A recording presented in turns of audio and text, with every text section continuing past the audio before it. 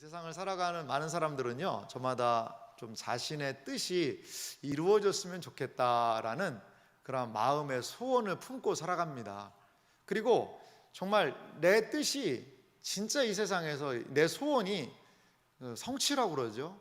꼭 이루어져야 된다라고 생각을 하면서 자신의 소원의 성취를 위해서 돈도 쓰고요, 재능도 쓰고요, 자기가 가진 지식, 기술, 직업, 학업 모든 것들을 동원해서 좀 내 뜻이 이루어졌으면 좋겠다라고 살아가고 있습니다.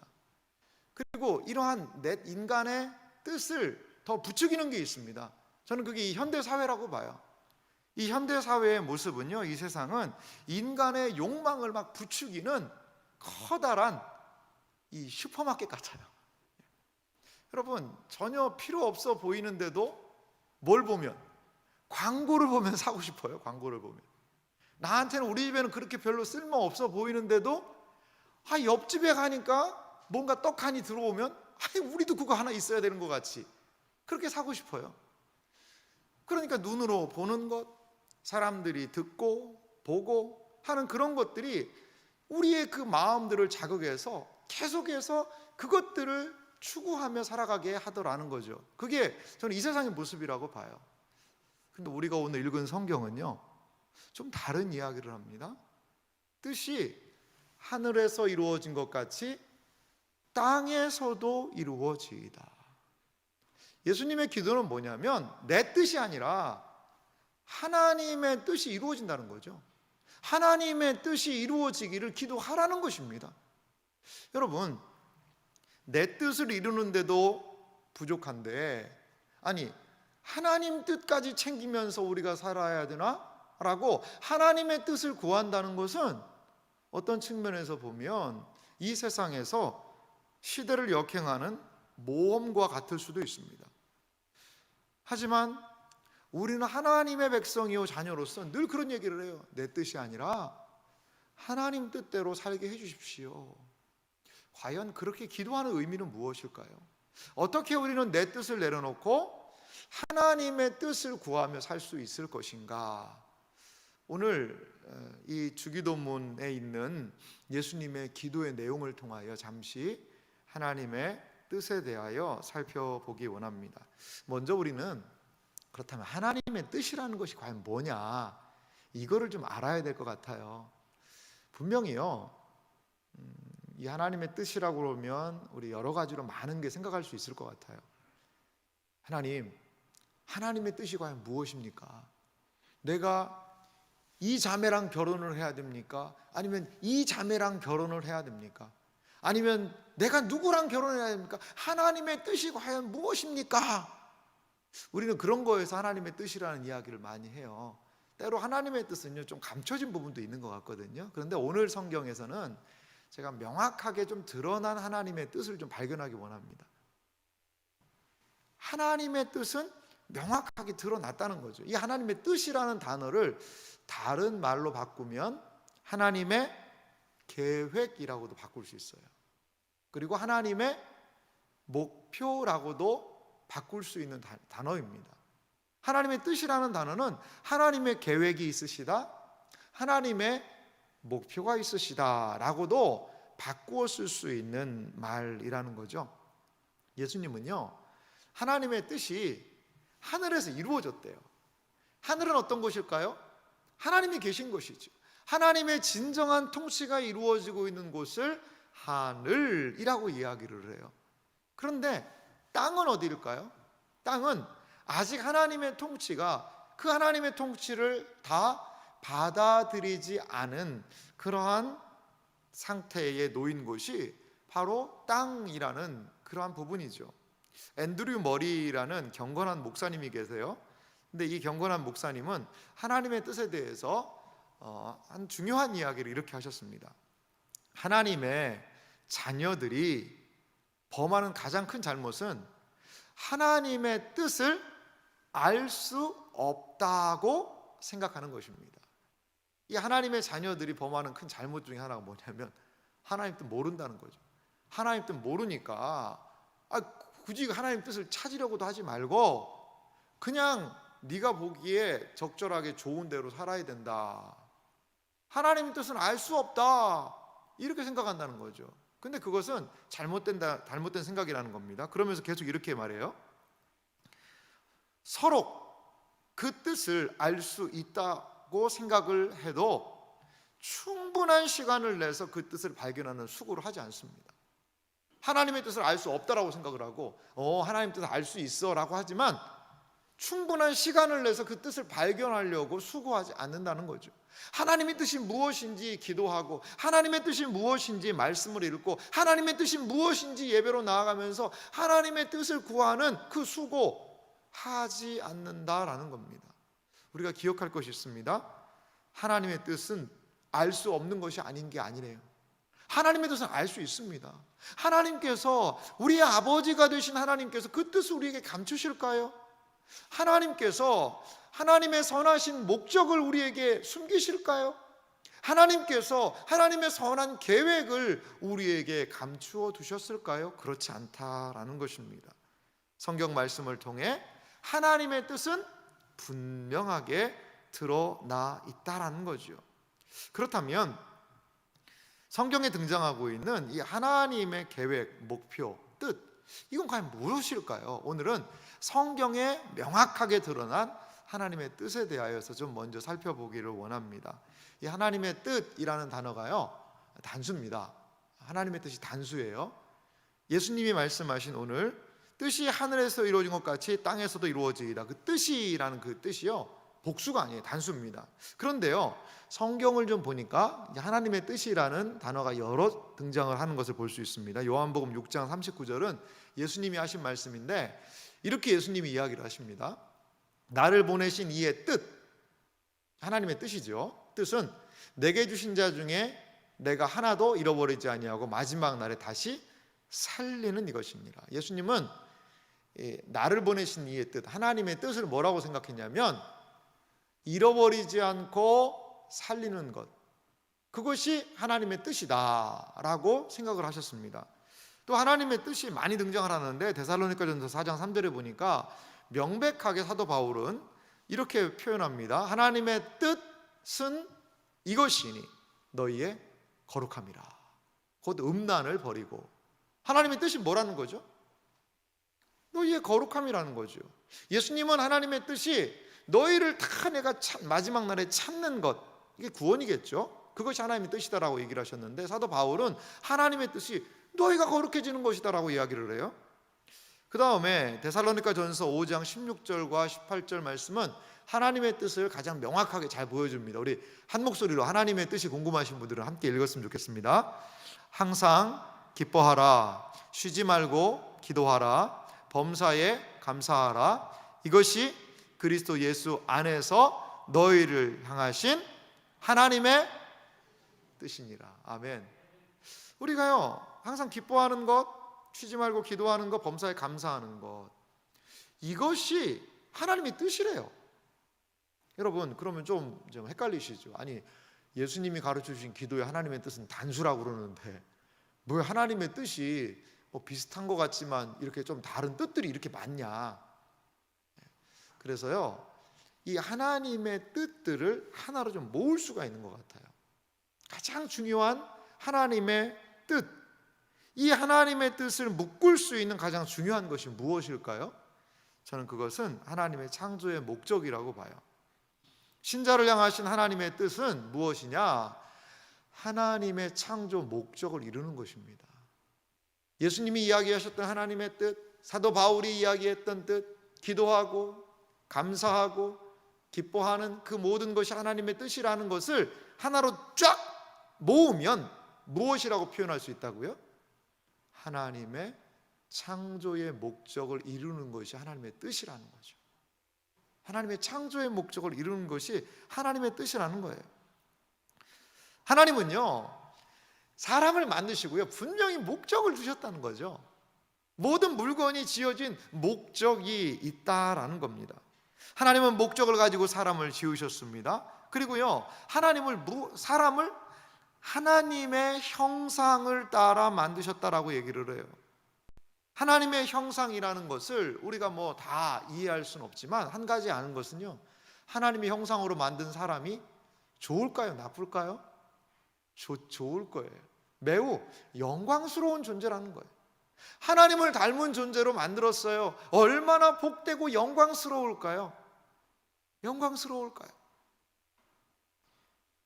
이것이 사람의 그 지극히 영화롭고 존귀한 이유는 하나님께서요, 하나님을 닮은 우리의 모습으로 만들어 주셨기 때문에 그렇습니다.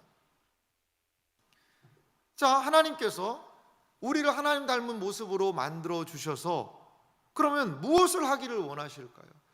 사람과 하나님이 서로 교제를 나누고 기뻐하고 즐거워하고 하는 그 관계를 원하시지 않았겠어요? 그런데 하나님의 형상으로 만든, 하나님의 영광을 반영한 하나님처럼 영광스러운 존재인 인간에게 죄가 들어오죠. 그러면서 그 영광을 잃어버린 겁니다. 하나님 안에 있는 영광을 상실하자 인간들은요, 이 세상의 영광을 누리기 위해서 이 세상의 것들을 소유하려고 막 노력을 하는 거죠. 인간은 자체로 복되고 아름다워요. 뭐 사람이 꽃보다 아름다워 이런 노래도 있지만 하나님의 형상 자체로 아름다운 겁니다. 그게 그분이 사람이라는 것 자체로 복된 거예요. 존귀한 거예요. 그런데 우리 사람들은 어떤 생각을 하냐면 돈이 좀 있어야지 복되지, 아니요, 얼굴이 좀 예뻐야지 복이 되지, 좋은 옷을 입어야지 복이 되지, 좋은 집을 살아야지 복이 되지, 좋은 환경에 놓여 있어야 내가 복이지. 하나님을 떠난 사람들은요, 이 세상의 것들을 덕지덕지 붙여서 자신의 영광스러움을 나타내려고 해요. 근데 그게 영광스럽습니까? 그게 영광스러워요? 많은 사람들이 좋은 환경을 따라서 살려고 노력하잖아요. 이 뉴질랜드라는 나라, 뭐 반지의 제왕이라는 영화도 찍고요, 엄청나게 멋있는 나라죠. 뭐 자연 환경이 너무 좋대요. 근데 거기에서 이민을 갔다가 돌아오신 분의 이야기가 있는데, 자연 환경이 너무 천국 같은데 거기 살다 보니까 뭐 여러 가지 힘든 부분이 있었겠죠. 이 천국 같은 지옥 같다, 그런 느껴졌다는 거죠. 여러분, 이 세상의 것들로 우리를 진정으로 만족시켜주고 우리의 존재를 영광스럽게 무엇인가를 갖다 붙여가지고 나를 영광스럽게 할 것은요, 많이 없는 것 같아요. 우리는 많은 분들이 이제 돈 많으면 그래도 삶에 영광이 있지 않겠냐, 내가 이렇게 돈만 많으면 무시당하지 않고 살 수 있지 않겠느냐 생각하지만, 돈 많은 분들한테 물어보세요. 정말 행복하고 영광스러운 삶을 사십니까? 라고 물어보세요. 그럼 또 다른 얘기 할 수 있어요. 우리가 생각하는 거랑 또 다른 이야기 할 수 있습니다. 다른 이야기 할 수 있어요. 하나님께서는 우리를 본래 그냥 그 자체로 아름답게 만들어 놓으셨어요. 그런데 죄가 들어오고 나니까 그 하나님의 본래의 아름다움에서, 하나님의 본래 인간을 만드는 목적에서 너무나도 멀어져 버렸다는 거죠. 그러면 구체적으로요, 하나님께서 나를 창조하신 그 목적은 뭐냐? 나를 창조하신 목표, 뜻은 과연 무엇이냐? 우리는 그것에 대하여서 성경의 말씀을 좀 귀 기울여 봐야 됩니다. 이사야 43장 7절 말씀 보니까 이런 말씀이 있습니다. 내 이름으로 불려지는 모든 자 곧 내가 내 영광을 위하여 창조한 자를 오게 하라. 그를 내가 지었고 그를 내가 만들었느니라. 여기에서 내 이름으로 불려진 모든 자, 이 1차적으로는 이스라엘 백성들을 이야기합니다. 이제 포로로 잡혀갔다가도 하나님께서 다시 불러낼 거다라는 그런 1차적인 의미가 있지만, 이것은요 인류 전체에 대한 이야기이기도 해요. 보십시오. 하나님께서 이들을 창조, 내가 지었고 만들었다라고 얘기를 하거든요. 하나님께서 만드셨다는 거예요. 그런데 무엇을 위하여 창조했다라고 얘기합니까? 내가 내 영광을 위하여 창조했다라고 이야기를 합니다. 하나님께서 우리를 만드신 이유는 하나님의 영광을 위하여 창조했다라는 겁니다. 그 영광을 위해 창조했다라는 말을 21절 보니까요, 이사야 43장 21절인데요 동일하게 이렇게 반복이 됩니다.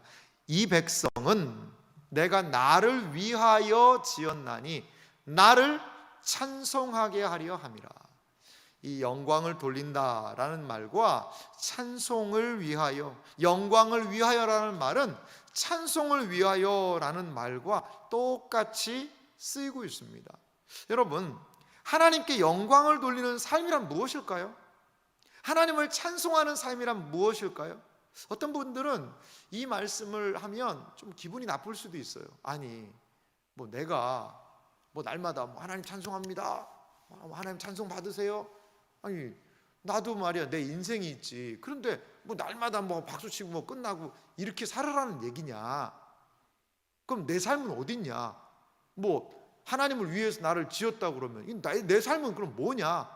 여러 가지 많은 생각들을 여기서 하실 수도 있을 거예요. 그거를 이 시간에 좀 설교할 날이 있겠습니다만 다 이야기할 수는 없지만 한 가지 확실한 게 있습니다. 하나님께서 하신 이 말씀은요, 우리의 삶의 목표라는 거죠. 목표라는 거예요. 여러분, 왜 돈 벌어야 되죠? 여러분, 왜 건강해야 됩니까? 여러분, 왜 살아야 됩니까? 우리는요, 많은 사람들이 나는 이 돈 벌기 위해 산다고 생각하는 사람이 있어요. 나는 맛있는 거 먹기 위해서 살아야 된다는 사람이 있습니다. 그거는요, 자기 스스로 규정한 거죠. 근데 생각을 해보세요. 제가 자주 드는 예입니다만 이 컵을 보십시오. 이 컵의 목적이 뭐죠? 컵은 액체를 담아서 이렇게 마시는 게 목적이잖아요. 그러면 이 컵의 용도를 누가 부여했습니까? 이것을 만든 사람이 부여했다는 거죠. 이 컵을 만든 사람이 그 목적을 두고선 이걸 만든 거거든요. 사람도 마찬가지라는 거예요. 우리는요, 하나님이 우리의 인생을 지으셨다라고 생각하는 사람들입니다. 그러면 우리 인간의 용도는요, 무엇일까요? 하나님한테 물어봐야죠. 하나님한테. 근데 하나님이 뭐라고 말씀하세요? 너의 용도는, 너의 목적은 나의 영광을 기억하고, 나를 예배하고, 나를 알고, 함께 교제하고, 함께 기뻐하고, 내 뜻을 무엇인지를 알아서 나의 뜻을 받아들이고, 나의 뜻을 행하고, 나와 함께 교제하며 예배하며, 그렇게 복된 교제의 삶을 누리자. 이것이 창조의 목적이라는 겁니다. 목적이라는 거예요. 이 세상에서 이름이 높아지고 집 사고 땅 사고 편안하게 살다가 죽는 것이 하나님께서 부여하신 목적은 아닐 수 있다는 거예요. 여러분, 기억하셔야 됩니다. 그래서 우리의 삶의 모든 방향은 이렇게 하나님의 뜻으로 여러분 다 연결이 되어야 합니다. 연결이 돼요. 그게 신자의 삶이에요. 요한계시록에 보니까 최종적으로 이루어질 하나님과의 관계를 이렇게 표현을 하고 있습니다. 저는 이게 아주 영광스러운 모습이라고 보거든요. 이게 우리가 앞으로의 최종적인 모습이 될 거예요. 요한계시록 22장 3절과 4절 말씀을 좀 함께 읽어보겠습니다. 성경 맨 마지막 장에 있는 말씀인데요. 요한계시록 22장 3절 4절 같이 한번 읽어보도록 하겠습니다. 요한계시록 22장 3절입니다. 제가 읽을게요. 다시 저주가 없으며 하나님과 그 어린 양의 보좌가 그 가운데 있으리니 그의 종들이 그를 섬기며, 4절은 같이 한번 읽어볼까요? 그의 얼굴을 볼 터이요 그의 이름도 그들의 이마에 있으리라. 아멘. 예수님이요 3절 말씀 다시 보면 이렇게 계시록에서 얘기하세요. 다시 저주가 없다는 거죠. 이 세상의 모든 저주가 끝납니다.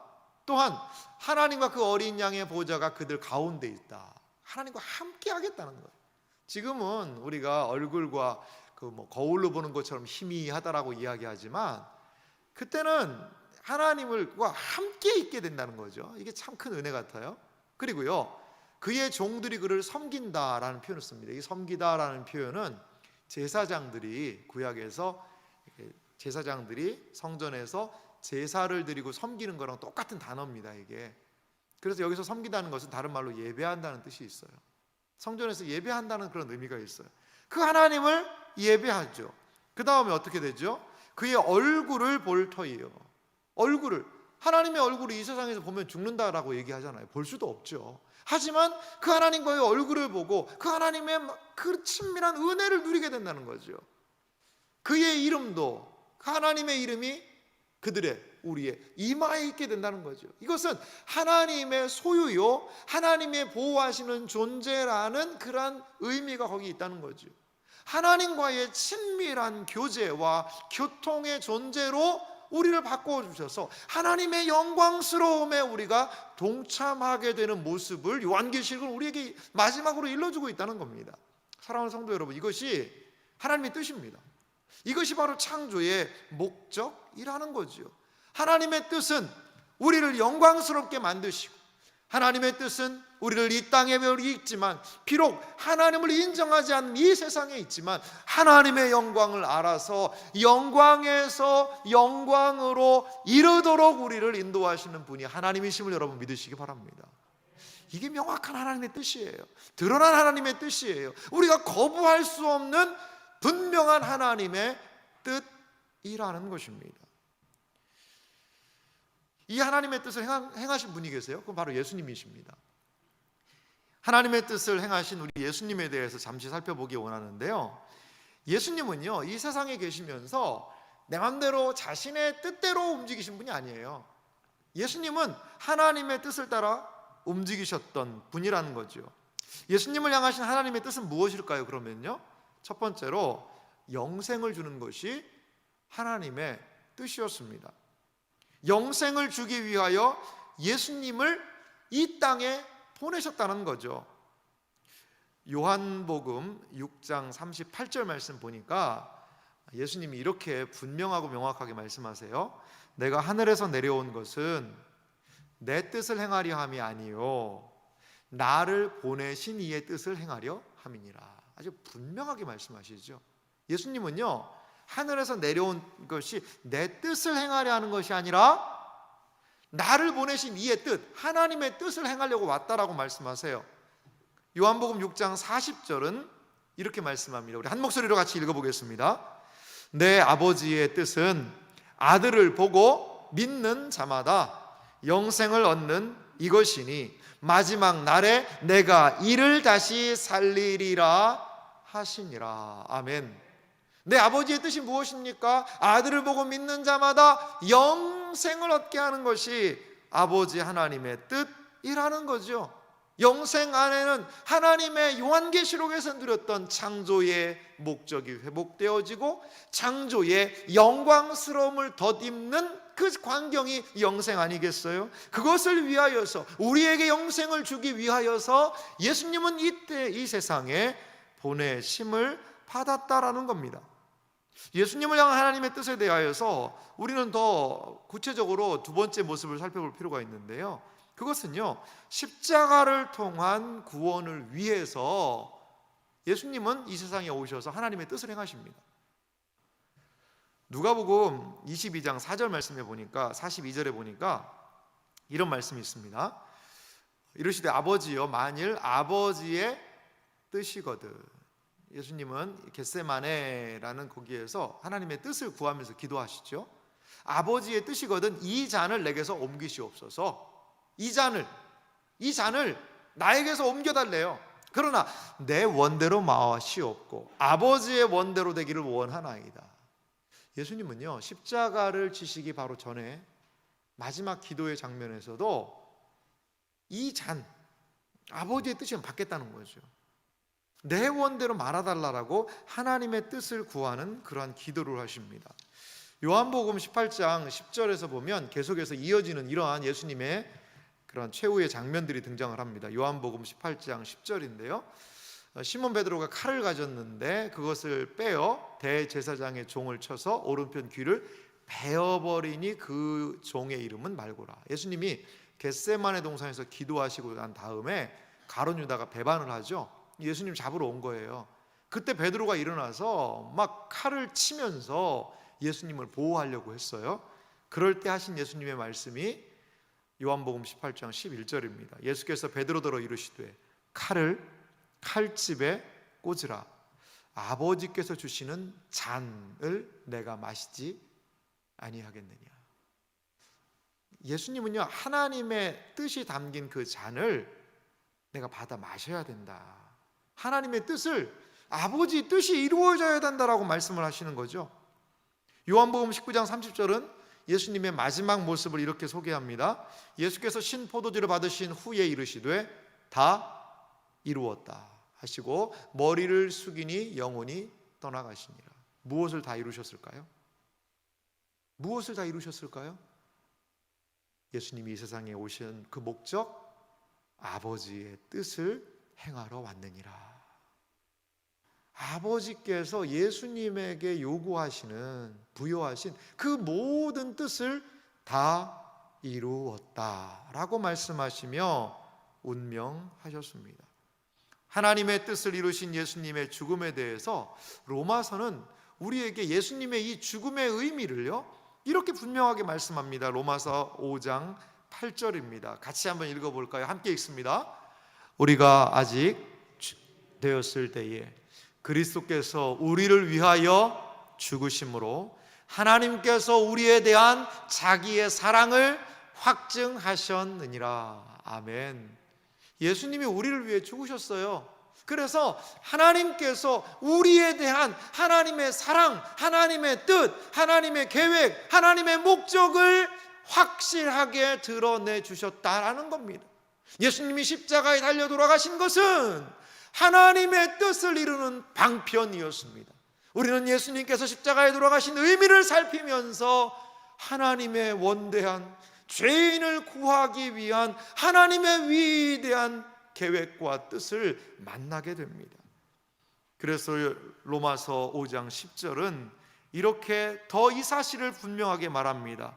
곧 우리가 원수 되었을 때에 그의 아들의 죽으심으로 말미암아 하나님과 화목하게 되었은즉 화목하게 된 자로서는 더욱 그의 살아나심으로 말미암아 구원을 받을 것이니라.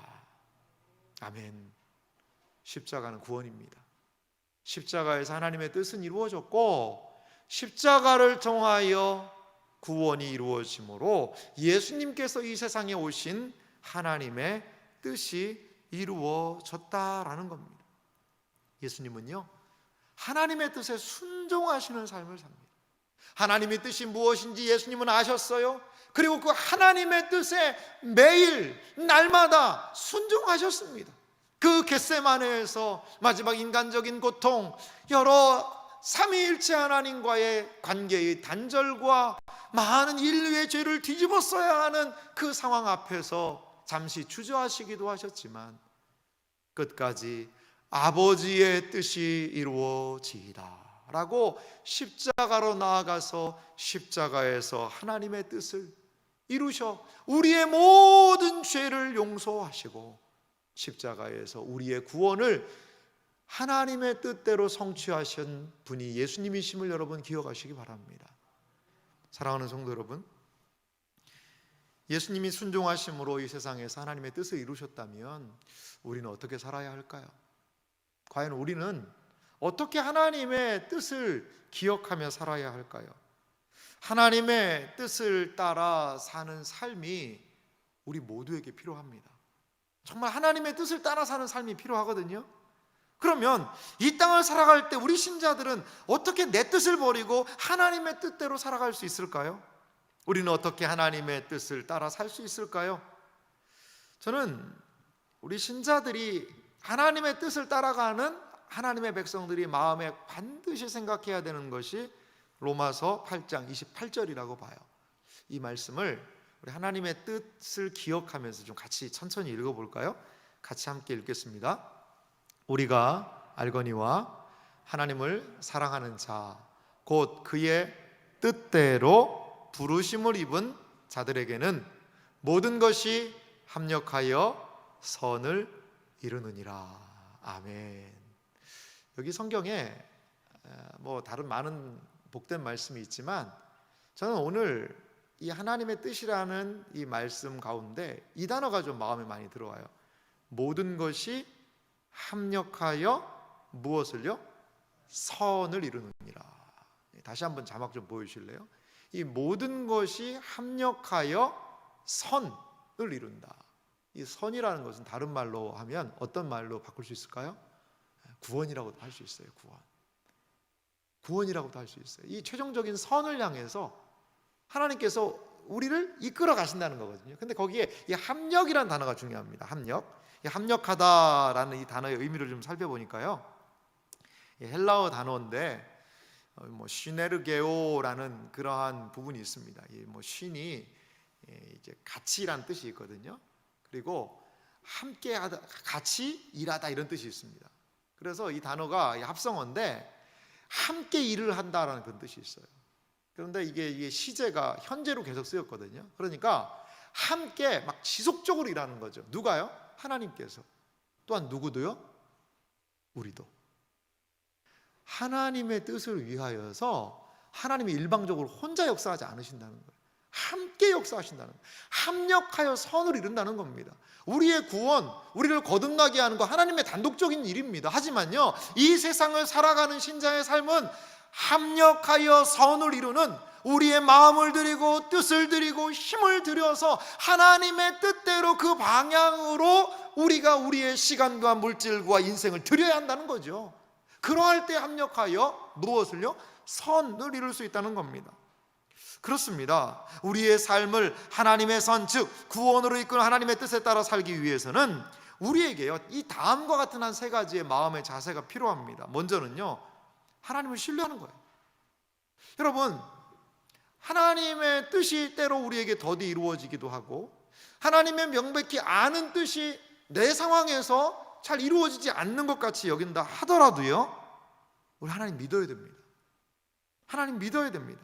하나님을 믿고 의지해야 한다는 거죠. 사랑하는 성도 여러분, 하나님이요, 믿을 만한 분이세요. 믿을 만한 분이세요. 정말 우리가 하나님을 신뢰하면서 믿어야 한다는 겁니다. 때로는요, 우리의 삶의 선보다 악, 복이 아니라 저주, 생명보다 죽음의 그림자가 짙게 드리워질 때가 있습니다. 하지만 우리가 기억할 것이 있습니다. 하나님은 결코 실수하지 않으시며 하나님의 선한 뜻을 이루실 것이라는 것을 우리가 확신해야 한다는 겁니다. 창세기 50장 20절은 말합니다. 이 요셉이 형들을 안심시키며 이러한 고백을 해요. 당신들은, 형님들은 나를 팔고 나를 어렵게 하고 이렇게 했지만 당신들은 나를 해하려 하였으나 하나님은 그것을 선으로 바꾸사 오늘과 같이 많은 백성의 생명을 구원하게 하시려고 하셨나니, 하나님은요, 해까지도 최종적으로 선으로 바꿀 수 있는 분이심을 여러분 믿으시기 바랍니다. 우리는 철저히 하나님의 뜻을 기억하며 하나님의 뜻의 방향을 기억하며 이 하나님에 대한 신뢰로 나아가야 합니다. 비록 지금 나를 해하려는 상황, 하지만 그것을 하나님께서 선으로 바꾸셔서 합력하여 선을 이루실 것을 기대하시는 여러분들 되시길 바랍니다. 두 번째로, 하나님의 뜻을 따라 살아가는 삶에게 필요한 것은 하나님의 뜻을 분별하는 겁니다. 로마서 12장 2절 말씀 보니까요, 우리 함께 같이 읽어보도록 하겠는데요, 같이 읽겠습니다. 너희는 이 세대를 본받지 말고 오직 마음을 새롭게 함으로 변화를 받아 하나님의 선하시고 기뻐하시고 온전하신 뜻이 무엇인지 분별하도록 하라. 아멘. 성경은요, 너희는 이 세대를 본받지 말래. 이 본받다라는 말이 참 재밌는 단어입니다. 틀에 넣고서 찍어낸다는 거죠. 붕어빵 보세요. 그 똑같은 틀에 찍혀서 나오니까 붕어빵이 똑같지 않습니까? 이 세상은 어떠한 틀에 계속해서 돈이 있어야 성공한다, 돈이 있어야 행복하다, 네가 건강해야 행복하다, 여러 가지 이걸 해야 행복하다, 그런 생각을 계속 주입해서 똑같은 사람들을 막 만들어내려고 합니다. 하지만요, 우리는 그러한 세상 것에 행복이 있다는 것을 믿지 않고 마음을 새롭게 함으로 하나님 안에 있는 것을 발견해야 된다는 거죠. 무엇을 어떻게 해요? 하나님의 선하심, 하나님이 무엇을 기뻐하시는지, 하나님의 온전하신 뜻이 무엇인지를 분별하는 삶이 우리에게 필요하다는 거죠. 여러분, 우리는 매일매일마다 하나님의 말씀을 기억하고 하나님의 말씀을 붙들고 기도함으로 우리의 자리가 어디인지를, 하나님이 무엇을 기뻐하시는지를 분별하는 삶이 매일매일마다 필요합니다. 그것이 우리의 신자의 삶이에요. 그렇지 않으면 곁길로 나간다는 거죠. 곁길로 나가는, 이 세상을 본받게 되어 있어요. 하나님을 본받으시는 여러분 되시길 바랍니다. 하나님의 뜻을 분별하시는 모든 분들이 되시기를 바랍니다. 저는 마지막으로요, 하나님의 뜻을 따라가는 삶에서 이 십자가의 승리를 좀 우리가 기억했으면 좋겠다라는 생각이 들어요. 하나님의 뜻을 따라가기 위해서는요, 그리스도의 십자가를 좀 기억해야 됩니다. 갈라디아서 6장 14절은 말합니다. 그러나 내게는, 사도 바울의 고백을 한번 들어보세요. 갈라디아서 6장 14절인데요, 그러나 내게는, 바울 얘기입니다. 우리 주 예수 그리스도의 십자가 외에 결코 자랑할 것이 없나니. 사도 바울은요, 십자가 외에 자랑할 것이 없대요. 그러면서 구현해서 설명하는 걸 들어보세요. 그리스도로 말미암아 세상이 나를 대하여 십자가에 못 박히고. 뭐가 십자가에 못 박혔습니까? 내가 아니에요. 예수님이 아니에요. 세상이 세상을 십자가에 못 박아놨어요. 또 내가 또한 세상에 대하여 그러하니라. 또 십자가에 못 박은 게 있어요. 그게 누구예요? 나예요. 나예요. 내가 또한 십자가에 못 박힌 거예요. 이게 무슨 말입니까? 예수 그리스도의 십자가 앞에서 세상도 나에 대해서 반응 못 한다는 거예요. 나도 세상으로 갈 수 없다는 거예요. 세상도 나도 십자가에 딱 못을 박을 수 있는 가장 중요한 근거는 뭐라는 거죠? 그리스도의 십자가라는 겁니다. 그리스도의 십자가. 여러분, 십자가가 무엇입니까? 십자가는요, 내 뜻과 하나님의 뜻이 만난 것이 바로 십자가입니다. 십자가에서 어떻게 의가 이루어집니까? 내가 죽어야죠. 내가 죽어야 하나님의 뜻이 이루어지지 않습니까? 그리스도께서 십자가에서 돌아가시니까 하나님의 뜻이 이루어졌듯이 우리는요, 나 자신을 십자가에서 죽여야 합니다. 십자가에 내가 죽어야 돼요. 그래야지만 이루어질 수 있는 것이 무엇입니까? 그게 하나님의 뜻이라는 것입니다. 십자가는 우리의 뜻과 하나님의 뜻이 궁극적으로 결정적으로 충돌하는 것입니다.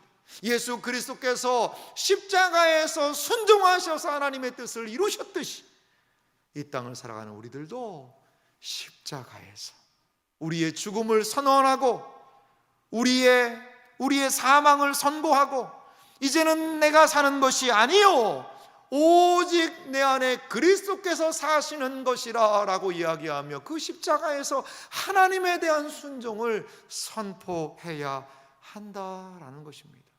이것이 바로 하나님의 뜻을 따라가는 사람의 모습입니다. 사랑하는 성도 여러분, 하나님은 말씀하세요. 뜻이 하늘에서 이루어진 것 같이 땅에서 이루어지이다. 그 하나님의 뜻이 땅에서 이루어지기까지는 우리에게 인내가 필요합니다. 인내하며 주님을 신뢰하시기 바랍니다. 인내하며 주님의 뜻을 분별하시기 바랍니다.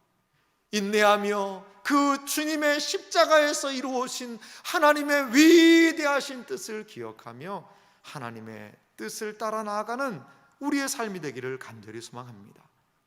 순종으로 하나님의 뜻을 우리는 이루는 삶을 살아야 할 줄 믿습니다. 하나님의 뜻에 죽기까지 순종하셨던 그리스도의 본을 따라 하나님의 명확하게 밝혀진 그 우리에게 알려주신 뜻을 따라 순종하는, 그래서 하나님의 뜻이 이 땅에서 나를 통하여 이루어지는 것을 보는 여러분들 되시기를 간절히 소망합니다. 갈라디아서 6장 9절은 우리에게 이렇게 믿음의 권면을 합니다. 우리 함께 읽겠습니다. 우리가 선을 행하되 낙심하지 말지니 포기하지 아니하면 때가 이름에 거두리라. 아멘. 하나님의 뜻에 순종하는 것 때로 낙심되는 것 같아요.